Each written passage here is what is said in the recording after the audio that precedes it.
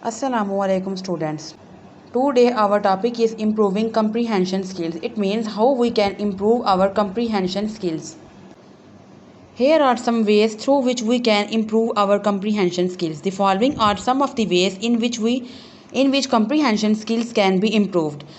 तो ये हमारे पास 6 पॉइंट्स हैं कि किस तरह हम अपनी जो कम्प्रीहेंशन स्किल्स हैं उसको इम्प्रूव कर सकते हैं। तो ये भी आपको क्वेश्चन या पेपर में आ सकता है कि आप लोग पॉइंट्स लिखें, how can we improve our comprehension skills. तो फर्स्ट पॉइंट देखिए, read a variety of material, do not limit your self to text book. आपने सिर्फ टेक्स्ट बुक तक ही अपनी लिमिट नहीं रखनी, बल्कि आपने वैरायटी ऑफ मटेरियल को क्या करना है, रीड करना है। ये देखें, जब मैंने आपके साथ फर्स्ट लेक्चर शेयर किया था, मैंने तभी आपको बताया था कि आपने सिर्फ एक जगह से नहीं पढ़ना, बल्कि हम डिफरेंट सोर्सेज से मैं आपके साथ नोट्स शेयर करूँगी कि आप लोग जितनी ज़्यादा रीडिंग करेंगे उतना ही ज़्यादा आपको कॉन्सेप्ट्स याद रहेंगे और आप पेपर में उतना ही ज़्यादा जो है वो लिख सकेंगे। तो आपने क्या करना है, रीड करना है वैरायटी ऑफ मटेरियल्स को, और आपने सिर्फ टेक्स्ट बुक तक जो है वो लिमिट नहीं रहना। Read a fairly long portion of the material, it would be difficult assess reading comprehension based on 1 or 2 paragraph. Try to read an entire section और चैप्टर इंस्टेड।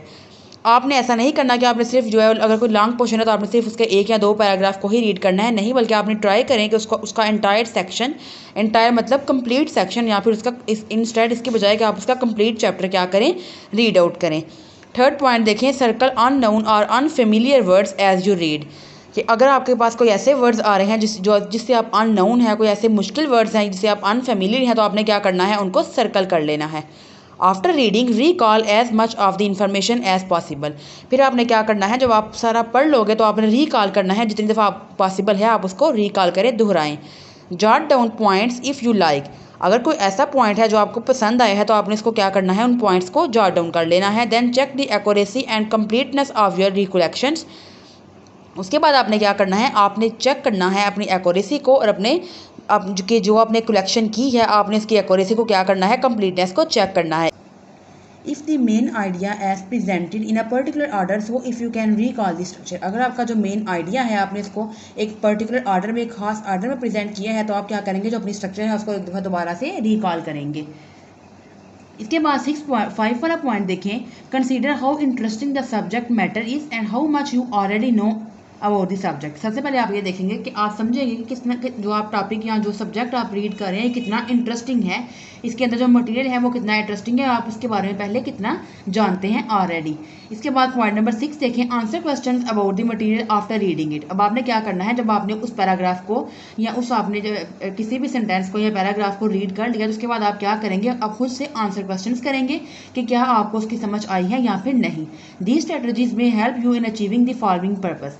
अब अगर आप ये सारे स्ट्रेटजीज को अच्छे से फॉलो करेंगे तो आपको इसका क्या क्या फ़ायदा होगा। To enhance understanding of the context in a text. आपकी अंडरस्टैंडिंग जो है आप उसको इनहेंस कर सकेंगे कि टेक्स्ट के अंदर जो कॉन्टेक्स्ट है उसकी आप उसकी अंडरस्टैंडिंग को आप इनहेंस करेंगे। To improve understanding of how information is organised in a text. आप इम्प्रूव करेंगे किस तरह अपनी अंडरस्टैंडिंग को कि किस तरह जो इन्फॉर्मेशन है वो टेक्स्ट में ऑर्गेनाइज हुई है।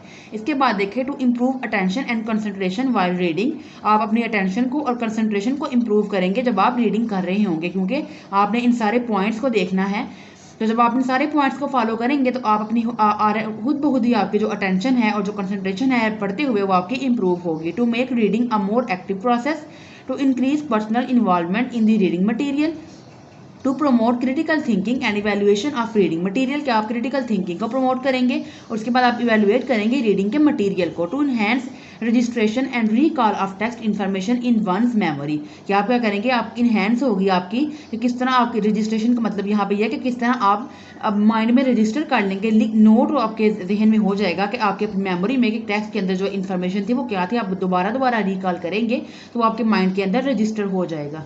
तो ये हमारे पास कुछ वेज थे कि किस तरह से हम इम्प्रूव कर सकते हैं अपनी कंप्रीहेंशन स्किल्स को, और उसके बाद हमने देखा कि इन स्ट्रेटजीज का क्या फ़ायदा है। इस जो कंप्रीहेंशन स्किल है वो हमारी इम्प्रूव होगी, हमारी कंप्रीहेंशन स्किल जो है वो बेटर होगी, तो उसका हमें क्या फ़ायदा होगा। तो ये कुछ एडवांटेजेस हैं कि अगर आपकी कम्युनिकेशन स्किल जो है वो स्ट्रांग होगी, आपकी कम्युनिकेशन स्किल जो है वो बेटर होगी, इनहेंस होगी।